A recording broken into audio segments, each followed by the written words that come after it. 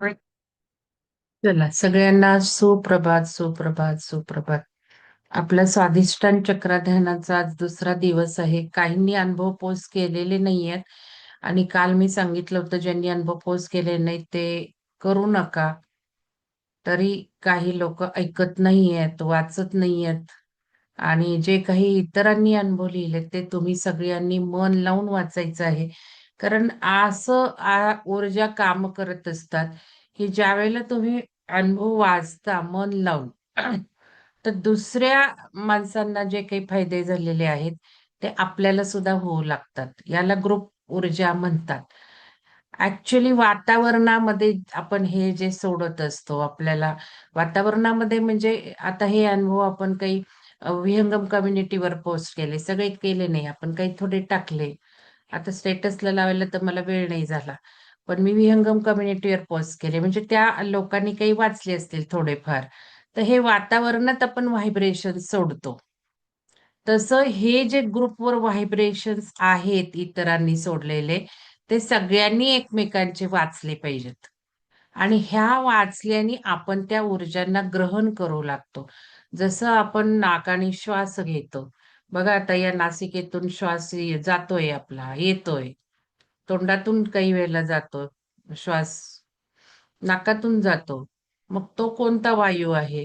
तो प्राणवायू आपण म्हणतो आणि जो आपण ग्रहण करतो, घेतो, तो अपान वायू झाला कारण तो खालच्या डायरेक्शननी जातो. तर हे आज आपण दुपारी संध्याकाळपासून 4 वाजता आपला 15 दिवसाचा हे प्राणायाम वर्ग सुरू होतोय. तो तुम्ही सगळ्यांनी करायचा आहे. कारण चक्रा तुम्हाला काही अनुभव येत नाही. तुम्ही ज्यांना अनुभव येत नाही त्यांना असं वाटतं अरे बाकीच्यांना किती अनुभव येतात. मला काय येत नाहीत. तर हे सगळं आपल्या स्थितीवर सुद्धा असतं. मागच्या जन्मांच्या साधनेवर असतं. आपली साधना किती झालेली आहे. आपली आता पोझिशन कुठली आहे? आपल्या नाड्या शुद्ध आहेत का? नाड्या शुद्ध पाहिजेत. आणि मग ज्यांना अनुभव येत नाहीयेत त्यांना प्राणायाम केलं तर नक्कीच अनुभव येणार आहेत. नक्कीच तुमची ध्यानामधली डेप्थ वाढणार आहे. म्हणून आवर्जून प्राणायाम ठेवलेला आहे आणि ऊर्जेने ठेवलाय. स्पेशली चक्राध्यान चालू असताना म्हणजे ह्याचा खूप फायदा होणार आहे. कारण बघा आता आजच आपण ग्रंथ वगैरे वाचन पण करणार आहे. म्हणजे नुसतं प्राणायाम तर कुठेही घेतलं जातं. त्याला एवढा अर्थ नाहीये, की प्राणायाम करताना सुद्धा शुद्धी खाली असायला लागतात. म्हणून यम, नियम असं हे जे पतंजलीनी स्टेप दिले त्याला पण महत्व आहे. नुसतं प्राणायाम करून काय फायदा मिळणार आहे? त्यापेक्षा जर आपण जाणून बुजून आतली शुद्धी करून प्राणायाम केला तर वेगळ्या काही गोष्टी घडणार आहेत. जे इथे होतंय चक्रध्यानाने ऑलरेडी काही थोडंसं काम होतंय. याच वेळेला जर प्राणायाम केलं तर अजून खूप सुंदर म्हणजे दुग्ध शर्करा योग म्हणतो तसं होणार आहे. आता उदाहरणार्थ बघा आपण ज्या वेळेला श्वास घेतो आता पूरक रेचक करतो या टर्म तर कळायला पाहिजेत. कारण या ज्या काही योगिक टर्म्स आहेत आपण विज्ञान भैरव तंत्र मध्ये करायचा प्रयत्न केला पण विज्ञान भैरव तंत्रामध्ये श्वासाची जाणीव पण फारशी डीप मध्ये होत नाही. मी जर म्हटलं तुम्हाला आता श्वास कुठं तुम्ही ठेवलाय बघा. पूरक रेचक मध्ये आपण काही श्वासाला पॉज करतो ना. समजा साधं तुम्ही एक दिवसभर प्रॅक्टिस करू शकता. श्वास घ्या, थोडा रोका. सोडा, थोडा रोका. याला प्राणिक ब्रीदिंग म्हणतात. तर हा जो प्राणिक ब्रीदिंग जर तुम्ही करायची सवय ठेवली दिवसभरातून तरी त्या नाड्या शुद्धी होणार आहे. मग आता प्राणिक ब्रीदिंग श्वास घेतला मी आणि रोखला. पण कुठं रोखलाय मी त्या श्वासाला? या कंठचक्रात रोखलाय का हृदय चक्रात रोखला का नाभी चक्रात रोखलाय हे कळतंय का तुम्हाला? की माझा श्वास आता कुठं आहे मी कुठं रोखलाय त्याला कुठं ठेवलाय कुठं साठवलाय? तर ह्या गोष्टी कळल्या पाहिजेत. तुम्हाला जर पुढं-पुढं यायचंय माझ्याबरोबर साधनेमध्ये, ध्यान साधनेमध्ये, तर या गोष्टी कळणं याचाच अर्थ कॉन्शियसनेस वाढणं, चेतना वाढणं. आणि चेतना वाढीची तर उत्क्रांती सुरू आहे. मग ह्याचा फायदा नको का करायला? आपण चेतना आपली वाढवून नको का घ्यायला? की जी देह सोडल्यानंतर सुद्धा आपला सूक्ष्म देह आपल्याबरोबर येणार आहे. कारण शरीर आपल्याबरोबर येणार आहे. मग त्या कारण शरीराची शुद्धी, त्या कारण शरीराला योग्य पद्धतीने घेऊन गेलो, तर पुढं काही जे त्रास होणार आहेत शरीर सोडल्यानंतर ते कमी होतील ना. मग हे सगळं जर करायचं असेल, तर ह्या सगळ्या गोष्टी कळल्याच पाहिजेत. कारण सूक्ष्म लेव्हलला गेलं पाहिजे. स्थूलात तर कळतच प्राणायाम आपण श्वास रोखला आणि श्वास सोडला हे स्थूल झालं. पण त्या श्वासाला मी कुठं रोखला? आता आपण चक्रा शिकतोय, चक्रा करतोय. आता स्वादिष्टान चक्र करतोय. मग ह्याच्या ग्रंथी सुद्धा आहेत. प्रत्येक म्हणजे आपण जर बघितलं तर विष्णू ग्रंथी आहे, ज्या मणिपूरमध्ये आहेत. शिवग्रंथी आहेत. ब्रह्मा ग्रंथी आहेत. आपण आता कलर थेरपी करतो. तर प्राणायाम सुद्धा सगुण आणि हे आहे म्हणजे गुणात्मक, निर्गुणात्मक प्राणायाम आहे. मग हे पण आपल्याला कळलं पाहिजे, की आपण सगुणात्मक प्राणायाम करायचा आहे का निर्गुणात्मक प्राणायाम करायचा आहे. मग सगुणात्मकचे काय रिझल्ट्स येतील, निर्गुणात्मकचे काय रिझल्ट्स येतील. जसं आपण पाठ बघतो साधनेचे, भक्ती मार्ग, राजमार्ग आपल्याला हे बऱ्याच गोष्टी कळल्या. तसे प्राणायामचे कळले का? आणि मग ते चोळणं आपण आज घेणार आहे ग्रंथामध्ये. अष्टांग योग आपण घेणार डॉक्टर वाळिंबेंचं. तर तुम्ही यायचंय सगळ्यांनी. चुकू नका प्राणायामाच्या. ग्रंथ वाचनातनं काही टर्म्स कळणार आहेत योगिक त्या लिहून ठेवायच्या. तर आता चोळणं 9 प्रकारचे आहेत. मग हे जे 9 प्रकारचे चोळणं आहेत प्राणायामातले, ते चक्रांशीच रिलेटेड आहेत. मला इतकं छान वाटतं ना, की बाबा पुस्तकं सुद्धा एवढे ग्रंथ माझ्याकडे आहेत. पण पहिलं कुठलं घ्यावं म्हणून मला वेळ सुद्धा काल खरं झाला नाही. मी बाकीचं काहीतरी बऱ्याच गोष्टी करत होते. फोनमध्येच खूप वेळ गेला माझा. आणि मग मी एकच पुस्तक घेतलं म्हटलं आता उद्या काय सुरू करू आणि त्याच्यात नेमकं ते चोळणा 9 प्रकारच्या चोळणा आणि मग ते सगळे चक्रांशी रिलेटेड आहे, ग्रंथींशी रिलेटेड आहेत. आणि रंग थेरपी पण आहेत. मग प्राणायाम सुद्धा जर रंग थेरपी वापरून केली या ग्रंथींशी, तर किती सुंदर म्हणजे आता तुम्ही चक्रा शिकताय त्याचं प्रत्येक चक्राचं महत्त्व जाणून घेताय. स्वादिष्टान चक्राचं तुम्हाला महत्त्व कळतंय. स्वादिष्टान काय-काय करतं. एक तर पहिलं चक्र तिथल्या अवयवांच्या भोवतीचं सगळं ऊर्जा पोहोचवतं, आरोग्य ठेवतं, त्यांचं कार्य सक्षम पद्धतीने करतो. शरीराला त्या आपल्या सर्व त्या भागाला ऊर्जा देतो. स्वाधिष्ठान चक्र जलाचं आहे. जल म्हणजे सगळे शरीरातले हार्मोन्स आणि या ज्या ग्रंथी आहेत, विष्णू ग्रंथी, ब्रह्मग्रंथी आणि शिवग्रंथी, या तर ग्रंथी म्हटल्यावर हार्मोन्सच रिलेटेड येतंय. आणि चोळणं हे या ग्रंथींशी रिलेटेड आहे. कलर जर वापरायचे प्राणायामामध्ये, तर या ग्रंथींशी रिलेटेड कलर्स आहेत. पण ते वेगळे आहेत. चक्रांप्रमाणे नाही आहेत लक्षात घ्या. मग हे कलर थेरपी इथे करतोय आणि तिकडे प्राणायाम करतोय आणि सगुणात्मक जर प्राणायाम तुम्ही केला, शिकवणार नाहीत मॅडम. मॅडम नेहमीच्या पद्धतीने घेतील. पण आपण ग्रंथ वाचताना ते जाणून घ्यायचे आणि ते भावनायुक्त, कलरयुक्त, सगुणात्मक प्राणायाम करायचंय चक्राध्ययन करणाऱ्यांनी. आणि मग बघा कसं चक्रांचं भेदन होईल.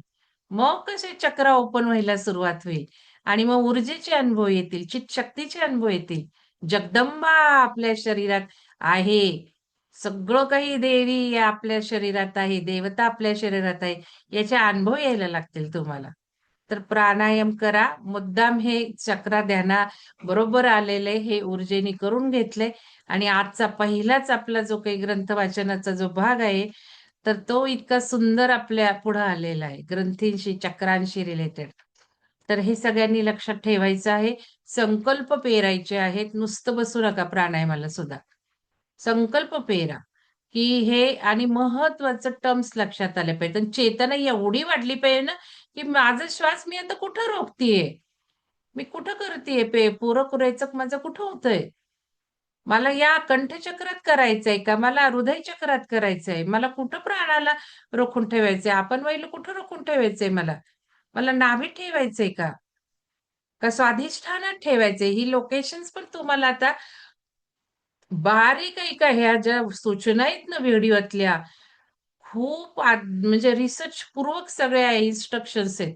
नक्की स्वादिष्टान कुठं? त्या मूलाधाराच्या तिथून म्हणजे आपला ॲक्चुअली लैंगिक जननेंद्रिय जिथे असतं तिथे स्वादिष्टान असतं. किंवा नाभीपासून तुम्ही बेंबीतनं हात घालून खाली डायरेक्शननी 1 असा ठेवून बघा. नाभीत हात ठेवा आणि मग हा कुठं ठेवतोय बघा. येतोय का बघा जननेंद्रियावर. तर लोकेशन पण माहिती पाहिजे. मग स्वाधिष्ठानात जर प्राणाचा अवरोध करायचा आहे, तर ते तिथे कळलं पाहिजे. ऍक्च्युली पहिली स्टेज म्हणजे आपल्याला प्राणच कुठं, आपण वाई कुठं आणि कुठं जाणवतोय का, जाणीवच होते आहे का वाईची, ते तर कळलं पाहिजे. पण शिवसाधकांना ते कळणार आहे 3:30च्या ध्यानातनं, इतकं तर झालेलं आहे. कारण तत्व भाग 4 जो ज्यांनी केलाय तत्वांचा, तत्व जाणून घेताना श्वासातलं, तो तो श्वास कुठे आहे तो बघतो. आता आज सगळ्यांनी मला ज्यांनी केलंय ना भाग 4, त्यांनी सांगायचंय आज मला कुठलं तत्व चालू होतं. आणि त्या तत्वांना बघायला आपण षण्मुखी मुद्रा वापरतो. पण बघा ज्ञानेश्वरांनी षण्मुखी मुद्रेचं सुद्धा खूप रहस्य सांगितलंय तिथे. खूप सुंदर. म्हणजे षण्मुखी मुद्रा ज्यावेळेला आपण कानात बोटं ठेवतो, त्याला कानात सुद्धा चक्र आहे. इथे सुद्धा सगळी चक्र आहेत आपली, म्हणजे हातांच्या बोटांवर पण आहेत, इथे पण आहेत. आणि ही चक्र आपण अशी जरा नुसती जरी प्रेस केली, तरी आपली संवेदन क्षमता वाढते.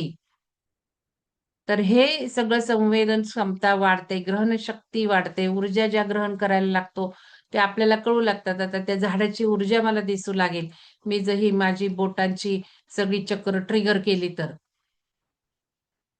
तर या छोट्या-छोट्या ज्या चक्रांचं आहे, चक्र काही ही नुसती 7 नाही आहेत, असंख्य चक्र आहेत. 114 चक्र थोडीफार शरीराभोवती आहेत. आणि शरीराच्या वरती मी तुम्हाला सांगितलं सुरुवातीलाच, जे काही सुरुवातीचे व्हिडिओ आहेत चक्राचे, ते ऐका.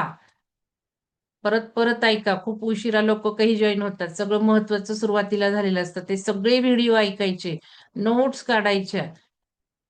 शरीराबाहेरची सगळी चक्र फिफ्थ डायमेन्शन पर्यंत पहिल्याच ह्याला झालेलं आहे सांगून. आणि ही सुद्धा चक्र आपल्याला आता ऊर्जा खेचून घेऊ लागल्यात. आता ही सुद्धा चक्र काम करू लागलेली आहेत. मग आपण जर तिकडे लक्ष दिलं, की अरे माझं 4 डायमेन्शनचं काय जाणवतंय का मला 1 फूट अंतरावर काय होतंय? हे आज बघा. दुसरा प्रश्न चक्राध्यानाचा आजचा. काही जाणवतंय का सहस्राराच्या वरती? सहस्रारच्या वरती म्हणजे 1 फूट बघा. नुसतं लगेच सहस्रार नका सांगू मला. पलीकडे चला आता. Energy goes where focus goes. Focus वाढवा आता. तिथे सुद्धा ऊर्जा काम करू लागलेले आहेत. घेऊन जायचंय त्यांना, वर ओढतायत त्या ऊर्जा. ह्याला जाणून घ्या तर त्या ऊर्जा यायला लागतील. मग शरीरातल्या सुद्धा प्राण कुठं चाललाय, वायू कुठं आहे, हे कळलं पाहिजे. रोखून कुठं ठेवायचं प्राणायाममध्ये ते कळलं पाहिजे. नुसतं कुठेही प्राण गेलाय आणि रोखलाय, असं नाही. आता सूक्ष्मात जायचंय. हे सगळे संकल्प लिहा. ठीक आहे. तर मी मुद्दाम सकाळी सांगतेय, म्हणजे तुम्ही प्राणायामाचं नीट सिरियसली कराल, संकल्प ठेवून करा. आणि मग ही चेतना वाढली, तर नक्कीच 1 फूट डोक्याच्या वरच्या ऊर्जा भरभर काम करू लागणार आहे. कारण मग तुम्हाला काहीतरी तिथे जाणवू लागणार आहे. चेतना वाढू लागणार आहे. आणि इकडं चक्राध्यान करताय आणि तिकडे प्राणायाम करताय. खूप संगम छान होणार आहे. सिरियसली करायचा. आणि तो प्राणायाम नीता मॅडम सांगतात तसा नाही करायचा तुम्ही सगळ्यांनी. ग्रंथ वाचन जे होईल ते सगळं ते ऐकून तिथे करायचं. कारण बऱ्याच वेगळ्या-वेगळ्या प्रकारचे असतील लोकं, चक्रध्यान न करणारे सुद्धा असतील. तिथे मला जास्त बोलता येणार नाही. पण तुम्ही ते लक्षात ठेवायचं आहे. आणि जे काही वाचन होईल ते चक्र, त्यांचे रंग ते बघायचे आहेत तिथे प्राणायाम करताना. तिथे काही सांगणार नाही जास्त मी.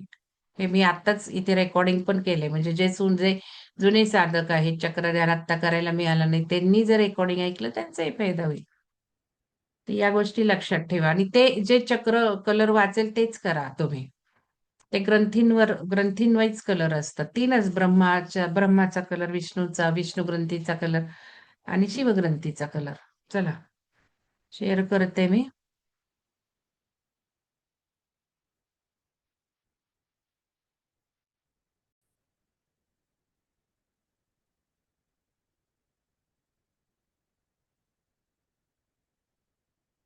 आपल्याला करायचंय स्वाधिष्ठान चक्र.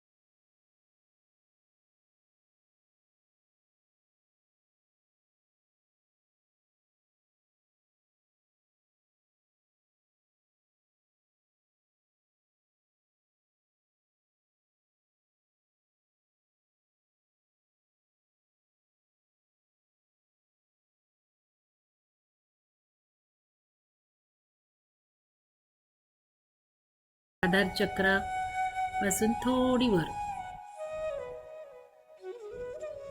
या चक्राच्या 6 पाकळ्या म्हणजे प्रतिकात्मक आहेत. प्रत्येक पाकळी ही नकारात्मक लक्षण दाखवते, प्रतिनिधित्व करते.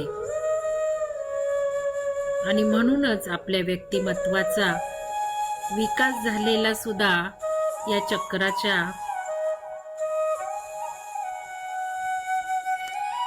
परिस्थितीनुसार, आरोग्यानुसार ठरवला जातो. या चक्राचं तत्व आहे वॉटर, पाणी. म्हणून मग आपण वरुण मुद्रा करायची आहे. मग पाण्याचं काय काय फंक्शन असतं शरीरात? पाण्याचे रिलेटेड ब्लड असतं, फ्लुइड असतं, सॅलिव्हा असतो, लाळ असते तोंडातील, किडनी असते, लिव्हर आणि ग्लँड्स यांचं आरोग्य या चक्राच्या परिस्थितीनुसार ठरवतो. आणि म्हणूनच आपण आज या चक्राला भरभक्कम करणार आहोत, ओपन करणार आहोत. यातले ब्लॉकेजेस काढून टाकणार आहोत ध्यान करण्यामुळे. या चक्रावरचं ध्यान करताना आपण अनेक थेरपी वापरणार आहोत. वॉटर थेरपी वापरणार आहोत, कलर थेरपी वापरणार आहोत, मुद्रा थेरपी वापरणार आहोत, साऊंड थेरपी वापरणार आहोत. या चक्राचा बीजमंत्र आहे वाम. आणि मी जेव्हा जेव्हा म्हणेल तेव्हा तेव्हा तुम्ही माझ्या पाठोपाठ पण म्हणायचं आहे.